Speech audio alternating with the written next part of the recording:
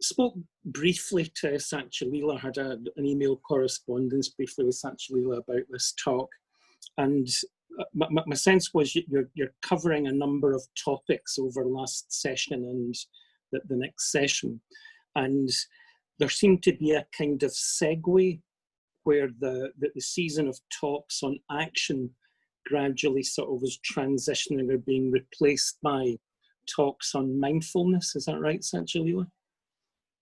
And I think this talk's going to be a little bit transitional, so maybe starting off with action but heading in the direction of mindfulness, if that's all right. And yeah, sort of nice to meet the Bristol Sangha. I don't think I've ever been at the Bristol Centre, well, it's not since Tejananda was chair in Bristol, was the last time I remember visiting. That might have been a wee while ago. So I guess people are starting to get familiar with this kind of meeting and sort of a sense of 4 screens worth of thumbnail pictures on Zoom. So I hope I get to see the place in the flesh sometime. But meantime, nice to see you here. The talk I'm going to give, and Satchalila was kind enough to send me a list of talks that had been done on action. It looks like it's been covered pretty thoroughly, so I don't feel I've got to do a kind of an exhaustive single talk on it. So I hope that's okay, but I feel I've been kind of freed up a little bit to kind of follow some of my own particular points of connection with this. In particular, a bit of study that I did a few weeks ago. I live at Adhisthana and had a little solitary in my own room for a week. And Adhisthana is quiet enough, especially at the minute, for something like that to be practical. And while I was doing it, I've been really wanting to catch up a bit on some of the complete works of Sangharakshita volumes, particularly the Milarepa volumes, which Vidya Devi put together, and just such a wealth of unpublished material, or not previously published material, from the seminars on the songs of Milarepa. And some of the themes in that, I mean, I opened it pretty much at random, but some of the themes in that really struck a chord with me for reasons that I would struggle a little bit to explain. But because they're kind of on my mind, I hope you don't mind me kind of focusing a bit on that in the talk. And I hope for at least some people there's a similar kind of resonance, that there's one theme in particular that Bhante seems to return to a few times in his seminars. And for some reason, there's a real kind of resonance with it. And as I say, I'm not totally sure why, but I'll say a little bit more when we get there.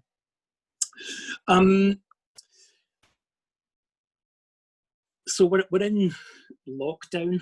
I'm just back from Glasgow, so even in my own community at the minute, I'm confined to my quarters, sort of locked in my room, just allowed out to pick up some food till we get a virus test. People are being kind of careful. And it's just such an extraordinary situation. And from a Buddhist context, I'm sure you've thought this, I'm sure people have made this point before, but it's such an evocation of the 4 sights, and the Buddha's 4 sights. And, you know, like the story of the 4 sights of the Buddha leaving the palace walls. And it's almost as if for the first time seeing old age, seeing sickness, seeing death. And whether it was literally the first time or whether it was the first time really reflecting on the significance, even the existential significance of the fact that he got old, that he got sick, that eventually he dies, and the re-evaluation or the rethinking of what was of significance. And I think in a lot of ways, a lot of us are going through at least an echo of that process. So just the kind of things that we took for granted as sources of stability, sources of security, sources of pleasure, suddenly look a lot more conditional and a lot less part of the nature of things than maybe they did before. And it's one of those moments that I think in Buddhist practice, you're encouraged to look a little deeper and just look at the conditions that we set up that create our own sense of stability, create our own sense of meaning, our own sense of satisfaction. And I guess for at least some of us, question marks, or questions at least, have been raised about some of those areas. And that image of the fourth sight, so the fourth sight, of course, is the Buddha goes out and sees the mendicant, so it sees the holy man. And basically what you've got there, it seems to me, is a dramatization of a really fundamental pattern in Buddhist teaching and Buddhist practice. So you've got old age, sickness and death, and then you've got this model, this image of liberation from old age, sickness and death. And the same point is made a little more philosophically, a little more generally in the Four Noble Truths of pain, cause of pain, cessation of pain, and the path that leads to the cessation of pain. And that basic pattern in Buddhism of the existential problem and an alternative to the existential problem, another possibility that we maybe don't immediately fully deeply understand, but there's a resonance, a response to. It's a pattern that comes again and again in Buddhist teaching. I'm going to be looking later at a practice that turns up in the Satipatthana Sutta, and the Satipatthana Sutta just lays out the unskillful mental states and the skillful mental states. The Dhammapada, first two verses of the Dhammapada, coming back to this theme of action, is that if we think and act in unskillful ways, sorrow follows us like the wheel of the cart follows the ox.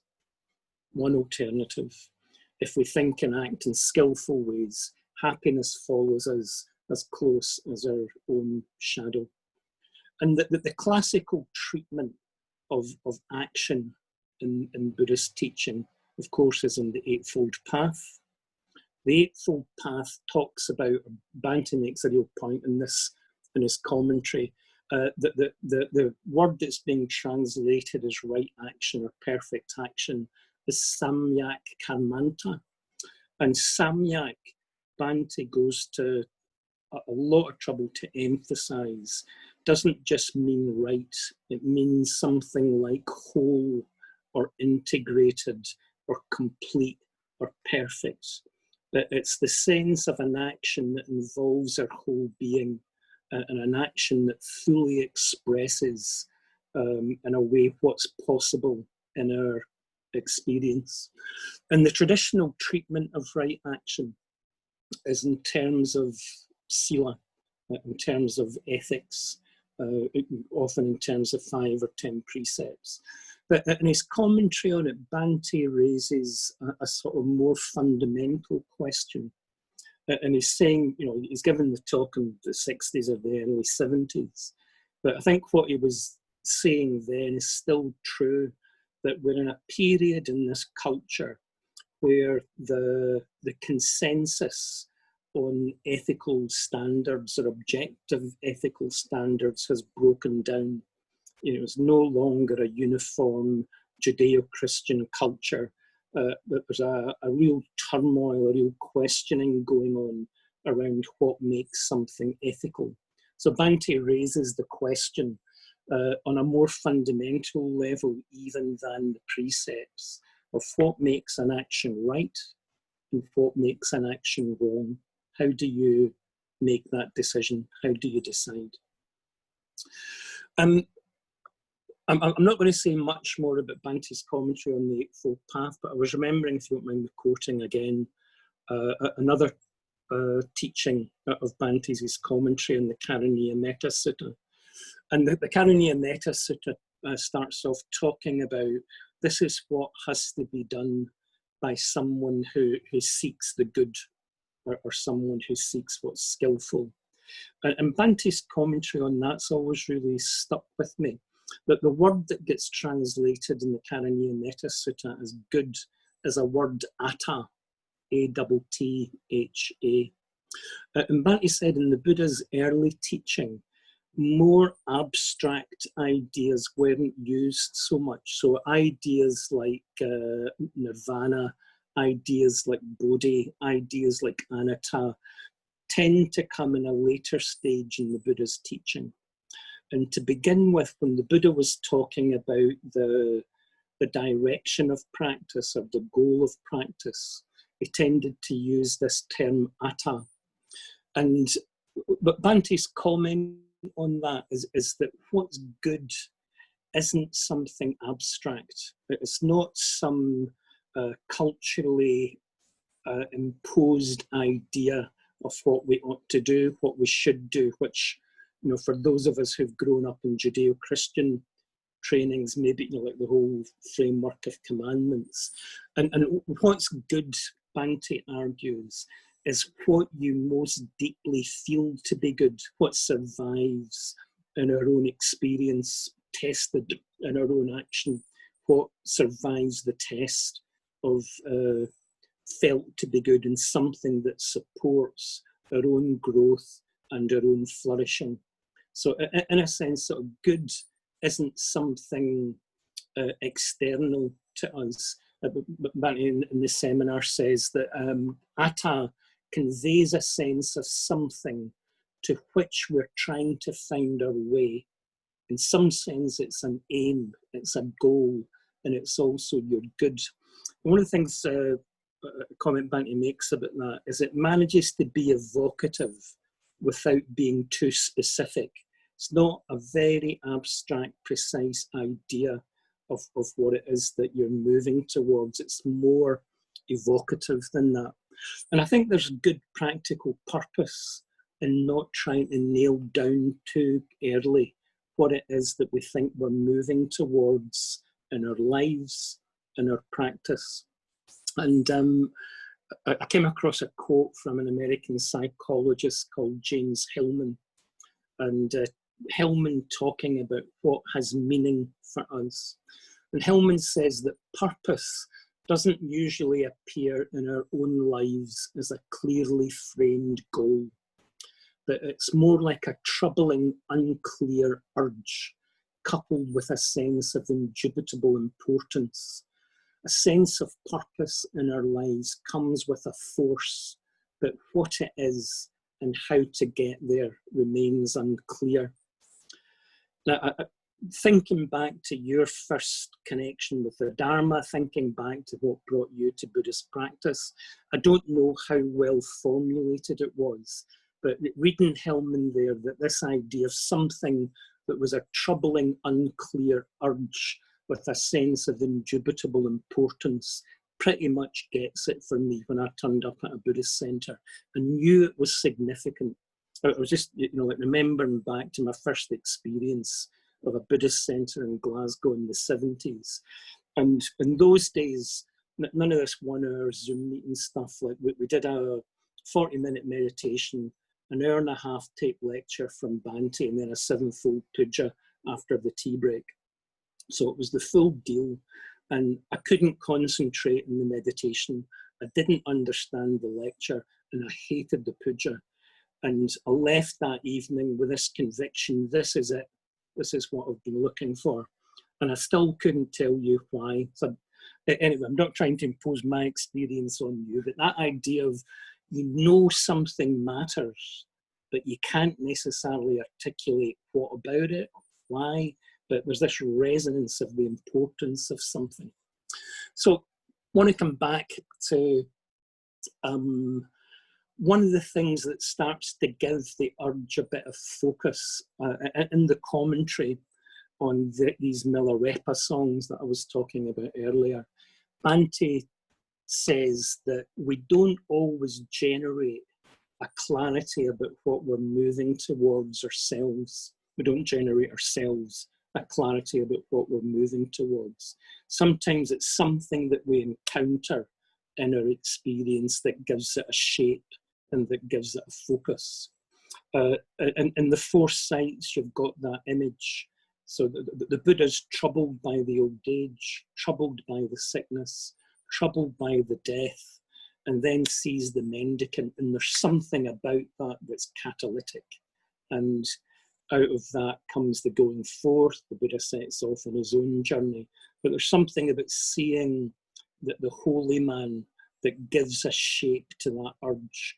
And I would guess for a lot of us, our experience of, well, many things in our lives, but maybe particularly our experience of the Dharma, you come across an image, or you come across a practice, or you come across a teaching, and something in us resonates with the shape that gives our experience. So there's something about our own kind of inchoate, emerging experience coming into relationship with something that gives it a form, that there's a kind of instinctive, intuitive response to, in a sort of dialogue set up.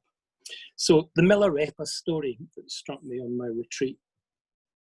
Milarepa is, as he does, out wandering in the hills, and he comes across a group of farmers building a house and asks them for some food. And the farmers choose not to give him any food. They say, we're building a house, we don't have a lot of time. If you want some food, you could help us build the house. And Milarepa says he's already built a house. In fact, he's finished his house. So I've got plenty of leisure, he says, but I have earned it by finishing construction of my house in my own way. So the builders are interested, and they ask Milarepa, because he looks like a wanderer, he doesn't look like a householder, tell us about your house. So Milarepa comes out with this little verse. If you don't mind, I'll just read it. So Milarepa says, faith is the foundation of my house. Diligence forms the high walls. Meditation makes the bricks, and wisdom is the cornerstone. So that's Milarepa's house. And then he goes on to say, your homes are delusions. Your homes are prisons for demons. I would abandon and desert them. So that's, I'm not sure how successful that was as a strategy for getting fed, but that was Milarepa's response to being asked to help out with the building. And the commentary on this in the complete works, again, I really sort of responded to for reasons that I might slightly struggle to explain. So let me describe rather than explain.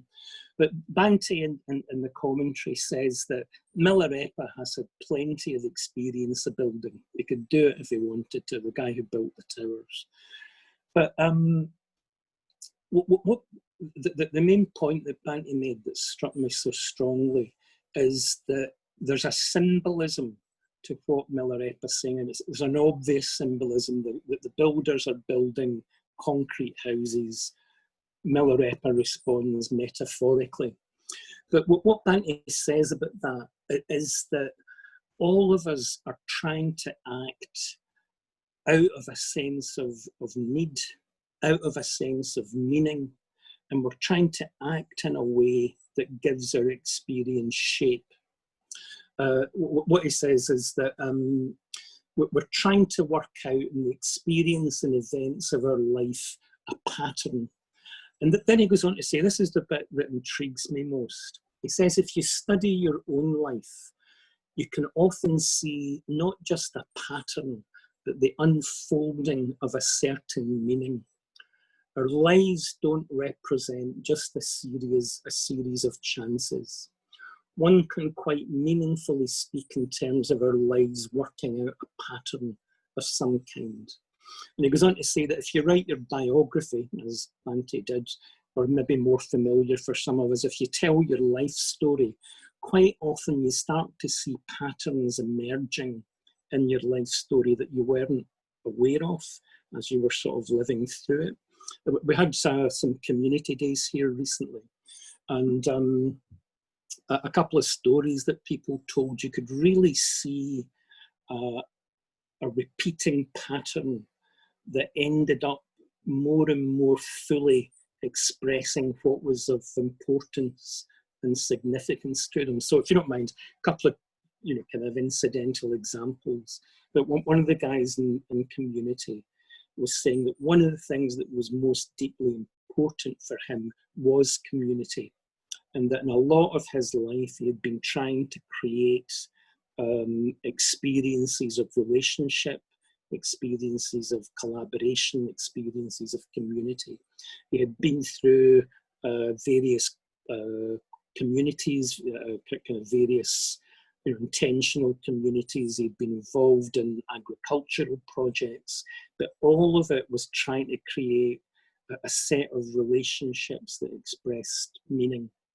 And for him, coming together in Sangha, the framework of Sangha, where you've got this very explicit ethos of trying to relate out of awareness, trying to relate out of kindness, trying to relate in an ethical framework, it sets up the possibility for a depth of relationship that had been driving him probably for most of his life, and did it more deeply in a more full way, a more whole way, a more integrated way than some of the earlier provisional forms.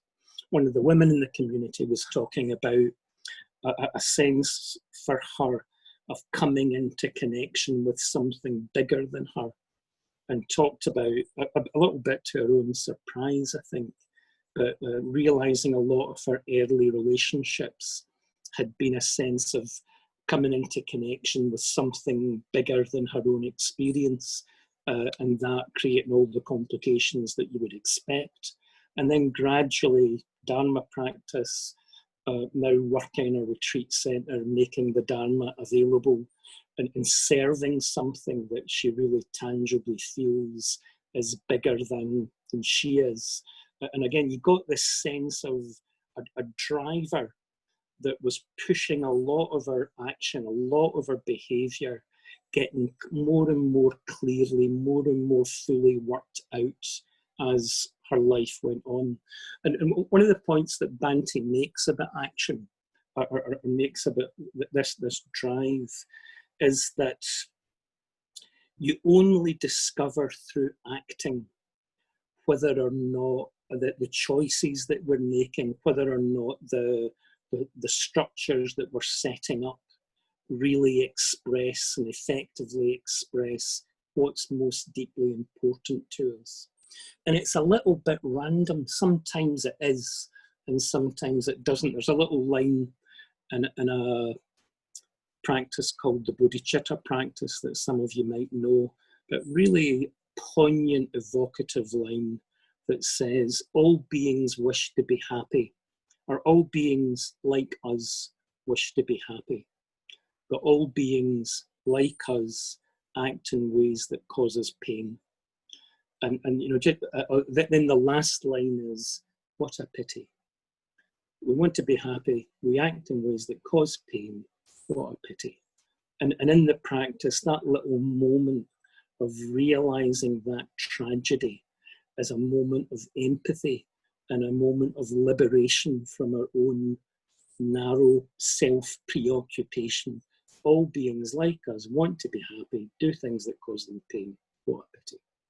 So Bhante goes on to say, I mean, it's a little metaphysical, this is the closest Bhante gets, I think, to trying to deal with some of the things that some aspects of the tradition talk about in terms of Buddha nature. But there's something fundamental to our nature that's pushing for expression. And some of the ways that we act effectively and successfully support that impulse to grow and to live from that depth. In some ways that we act block it and frustrate it. And when that happens, it experiences dukkha. So you've got Milarepa talking to the builders. And it's interesting, I think, that Milarepa talks in terms of the metaphor of the house. And I think a lot of the time when I've been reading the Pali Canon, I sort of think of this, like the Buddha quite often, if he's talking to farmers, he'll use metaphors of crops growing or controlling wild animals. If he's talking to in the Sigalavada Sutta, that there's this young guy worshipping the 6 directions. And the Buddha says, no, look, this is how you worship the 6 directions.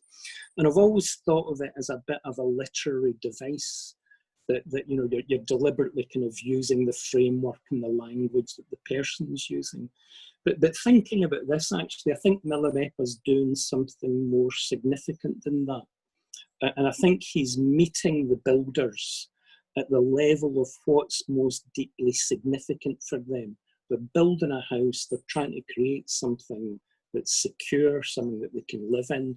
There's a drive in the builders to act in a way that creates a structure, creates a pattern that meets a need.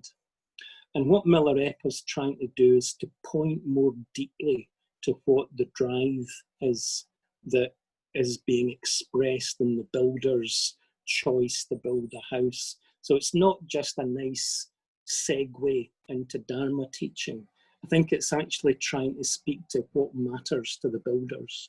So it goes on to say, or Bhante goes on to say, everything that we do is symbolic, or at least expressive. Whether we're conscious of it or not, whether the idea in our mind is clearly formulated or not, our actions all the time give expression to something. All the time we're creating a pattern, we're creating a structure which is good or bad, positive or negative, skillful or unskillful, according to the state of mind out of which we create it. And this gets to the core of Buddhist teaching around action, that an action is skillful or unskillful according to the state of mind out of which we're acting. So Milarepa says the builders are building a house for demons, and he goes on to talk about how he's built his house. I want to just talk about each of those briefly. So it starts off, Milarepa says, with faith is the firm foundation of my house. And Bhante's commentary on this is, if you look at the traditional teaching of the Nidanas, faith arises on a particular condition, and the condition for faith is dukkha. In dependence on dukkha, faith arises. And I think what that means is we get an intuition. I've just got the SAS going by in a jet. Wait for a moment. You get, we act in ways that we think meet our needs, but often the feedback that we get is that the way we act causes pain. Faith, Bhante says in this commentary, is an intuitive sense that other things are possible, an intuitive sense of different possibilities. So that idea of you don't need to be caught in the habit, that it's possible to respond in a way that's different from the way that caused the pain. So just that idea, faith, first of all, of a possibility, a potential in our own experience to respond in a way that moves us away from dukkha and moves us towards liberation. That's the first thing about faith. And then you've got this idea that the second line in the verse is diligence forms the walls. And Bhante's comment on that is the faith isn't enough. The faith is the intuition that something's possible. That then has to be given expression in action. We then have to start to act in a way that feel to us like they express what's significant to us or what deeply matters to us. We do what we think is going to meet our own needs, and sometimes we're confused about it. And the feedback from the universe that causes dukkha is the feedback that says you haven't got it quite right yet.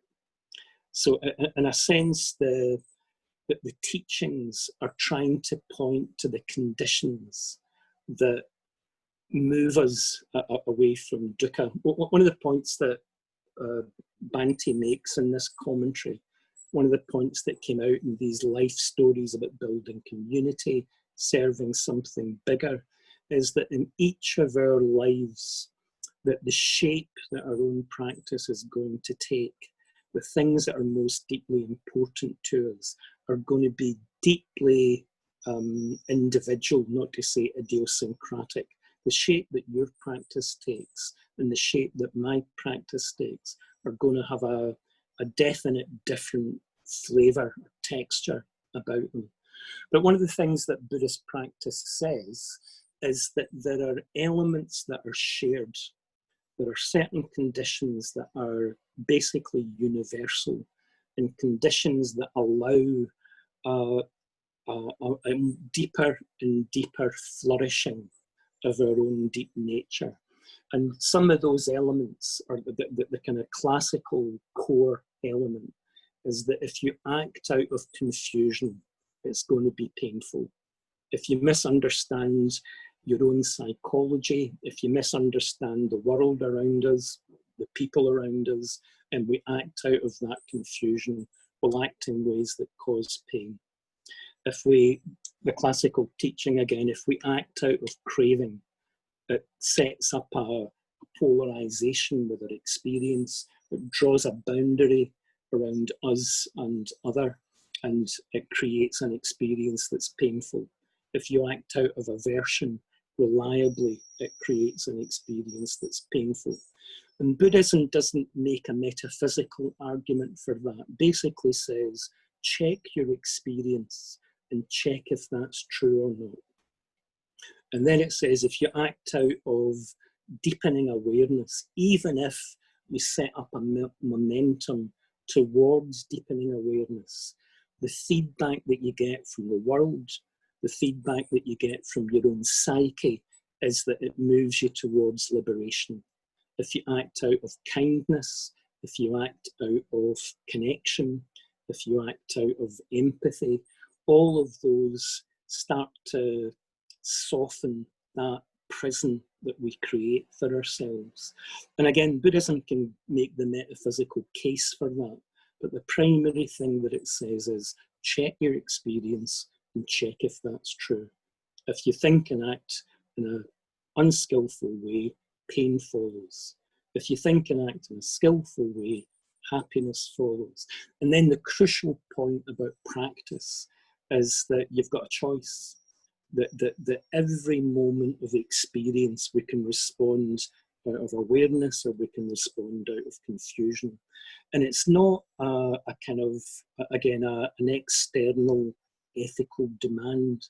It's a potential within our own experience that we can start to give attention and energy to, and you start to liberate that current in our own minds that moves in the direction of liberation.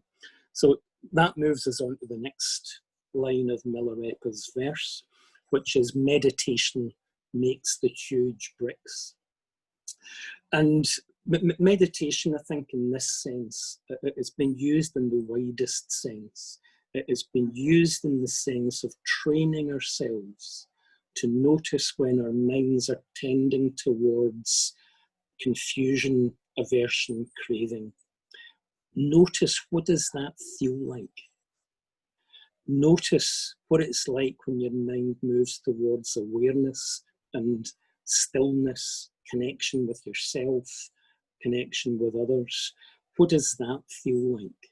Starting to become alive to those two possibilities in moment-to-moment experience, and starting to understand the conditions that move us towards the skillful, that make that a stronger current.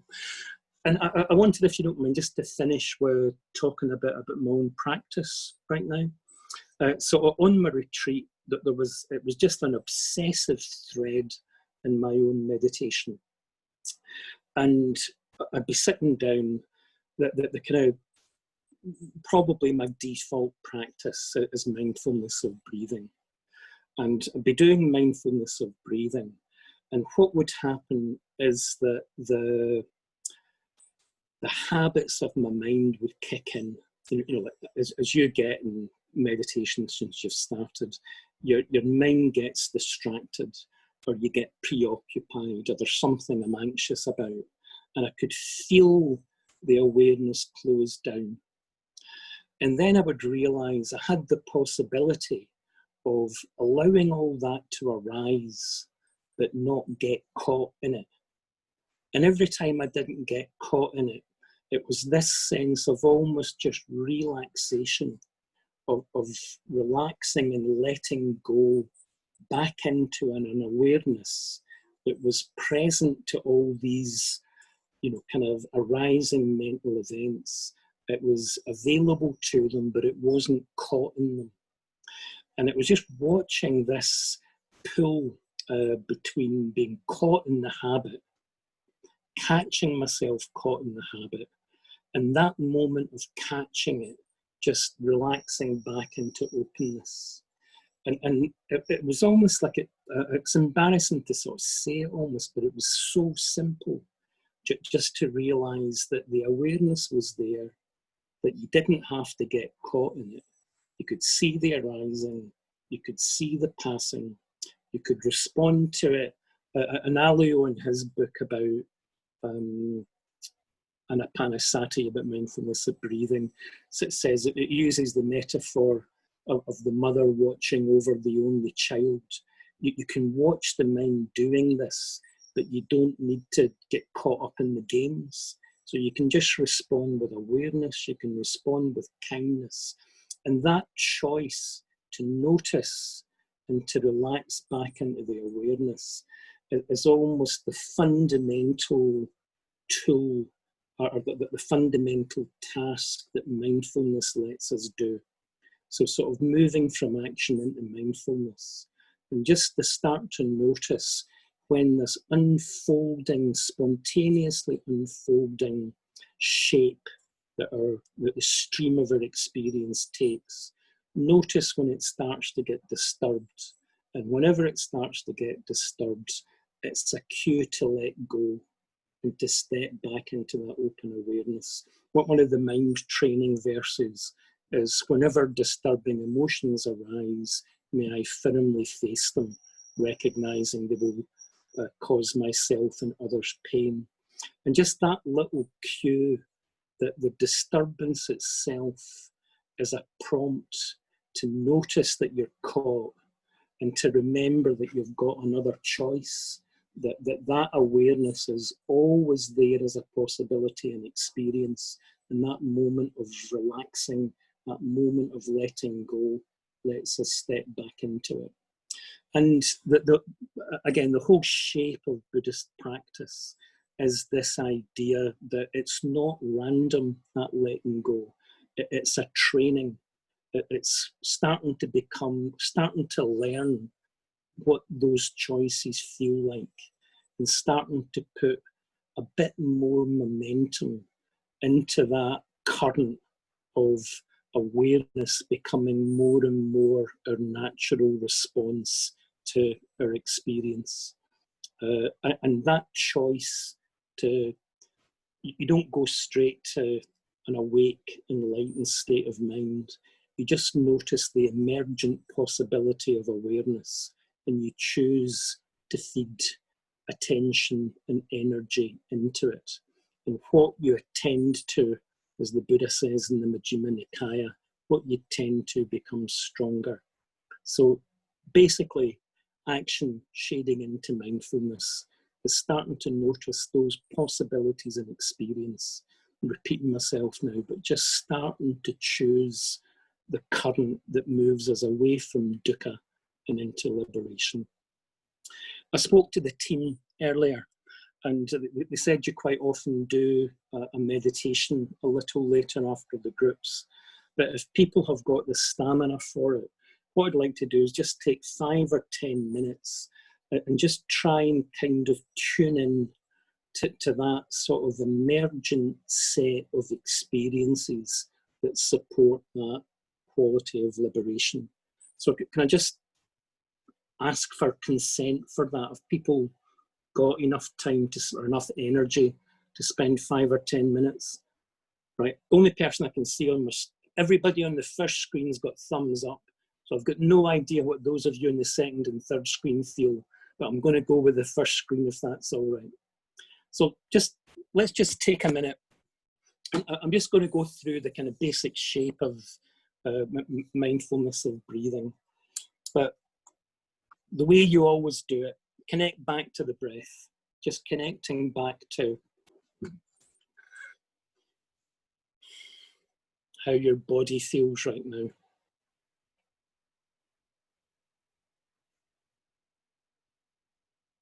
You've taken in quite a lot of information. What does that feel like?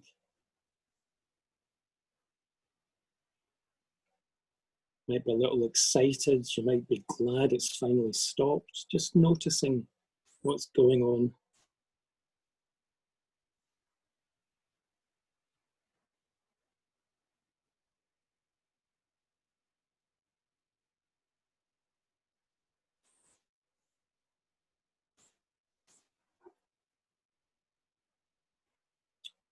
And then, the way that you're familiar with, just noticing the next in-breath, just connecting with the breath.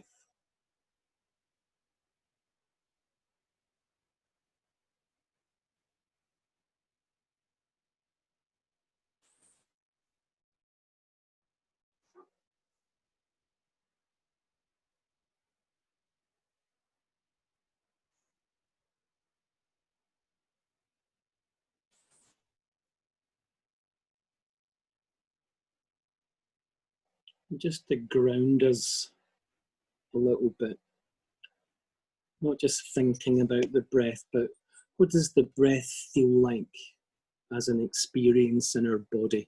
What does it feel like when your body's breathing?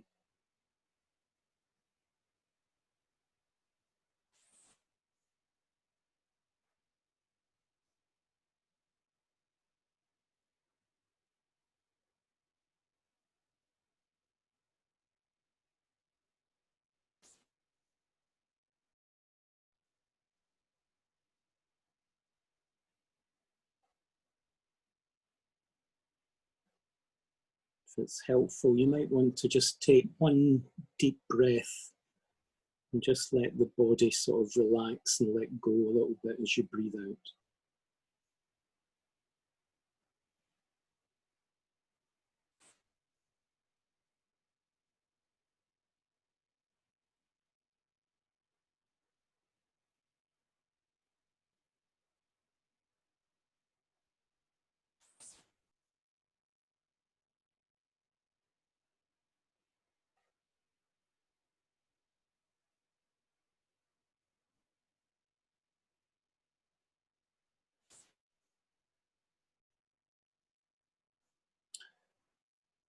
And just getting our intention clear.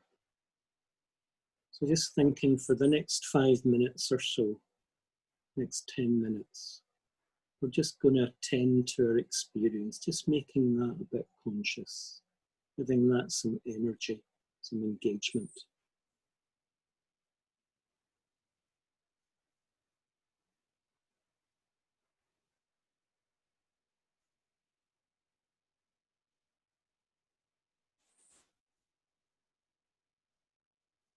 Then at this point, just noticing, what is it like when mindfulness is there as a significant part of our experience?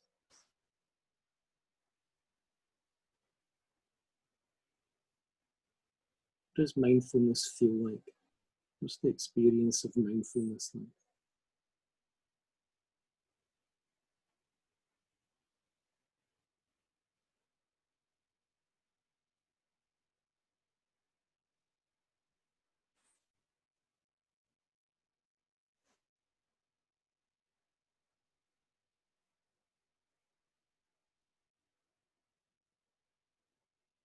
And just for a minute or two,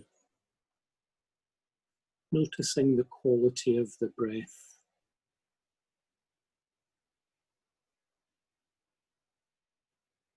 And just becoming curious about it. What's this breath like? What's the experience that tells you what this breath is like?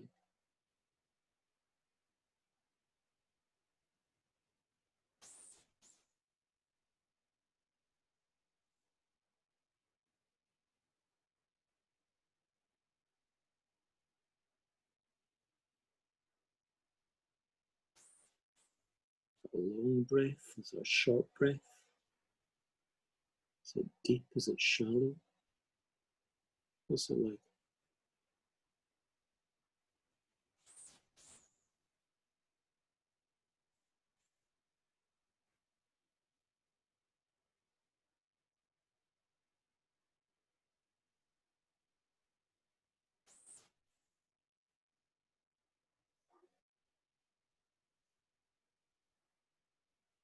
Then just using that breath to connect us a bit more deeply with our body. Following the breath into the body.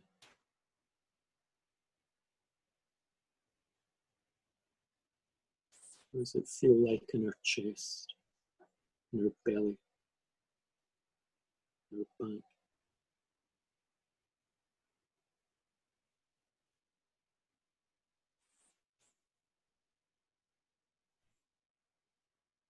Maybe a sense of the body re-energized with the in-breath, sense of it relaxing with the out-breath.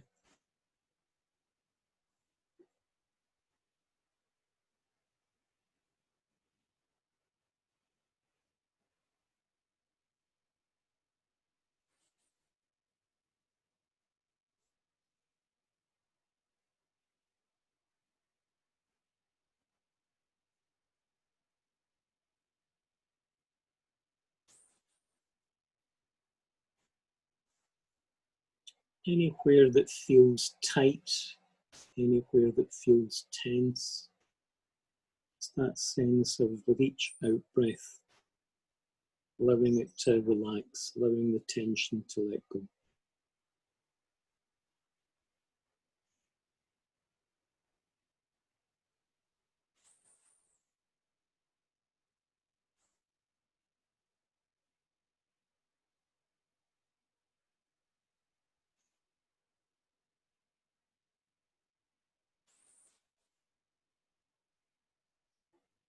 Staying connected to the breath, but just noticing any experience of calm that's naturally there. Maybe the breath a little calmer,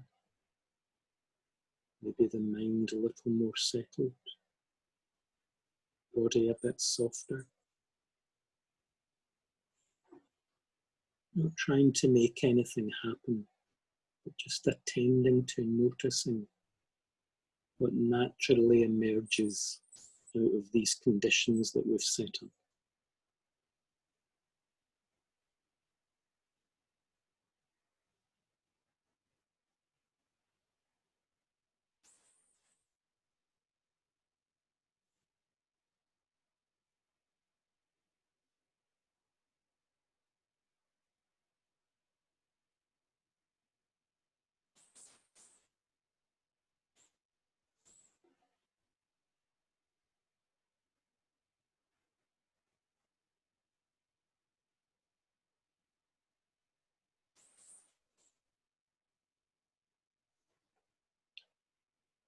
Again, just noticing out of that sense of connection to the breath, that sense of connection to our body, that aliveness to the energy of the body, awareness of the body calming, anything in that experience that's pleasurable.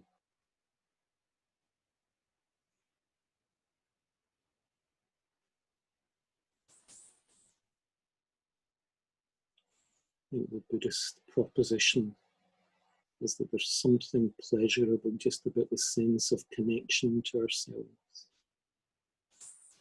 an experience of awareness going more deeply into our breath, our body, our feelings. Just noticing anything in that, maybe quite subtle, that's pleasurable.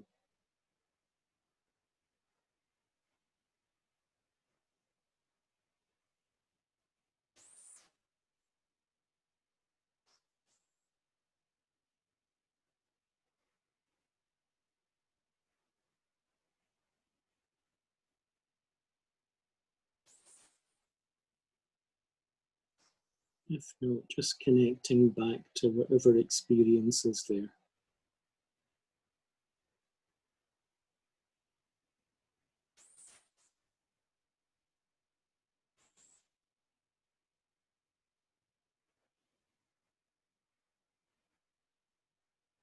And just one last step. So out of that sense of connection to the breath, connection to the body, connection to whatever pleasure's there, just having ourselves grounded and centered in that. We just become aware of whatever is going on in our minds. Maybe it's just the sensations of the body. Maybe there's a train of thought, memories. Just noticing whatever's there.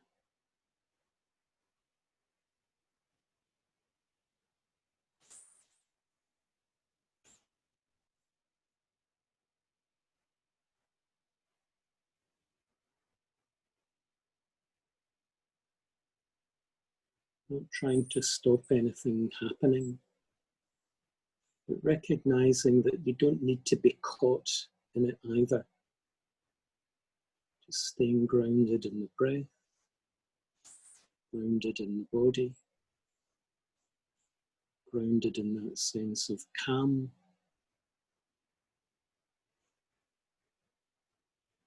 And out of that groundedness, that sense of a bit more wholeness. We're present to whatever's arising, but not caught in it.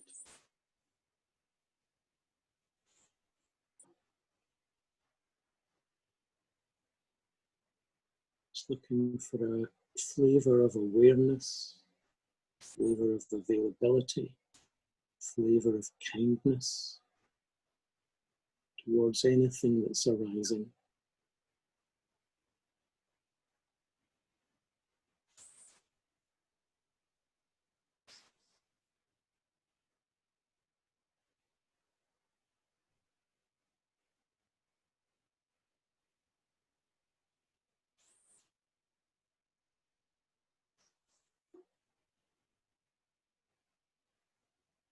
Whenever we get caught, it's not a big drama, just noticing that it's happened.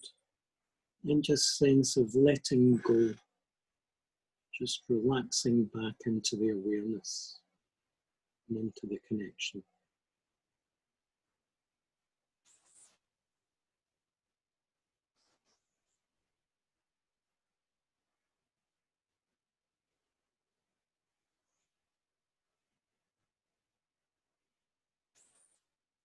Again, just noticing what that experience of awareness is like, just to the extent that it's there, what that experience of being grounded and centered in the mindfulness is like.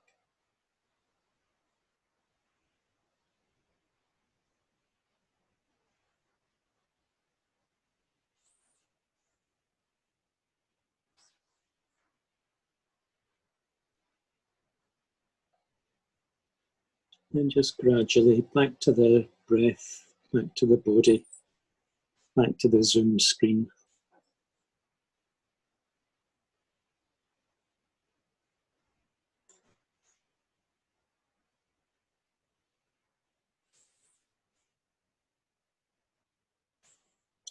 And if I may, maybe just one last point that, everybody's experience again is going to be a bit different, but that this idea of practice is a training. Right? Like when you meditate, you're not necessarily going to suddenly be in a deep, aware, blissful mental state. What you're doing is you're noticing that our experience is an unfolding process. And you're just starting to choose to move towards awareness as a stronger and stronger current in experience. And in a way, that's the basic practice. It doesn't matter where you start. That moment of awareness is always possible. And as you attend to it, it becomes a stronger and stronger current in our experience. And maybe just to finish, where action and mindfulness meet is just that aliveness to what's emerging, and the decision to go with the current that's moving us away from the dukkha and towards the liberation. And that's enough, isn't it? Thank you.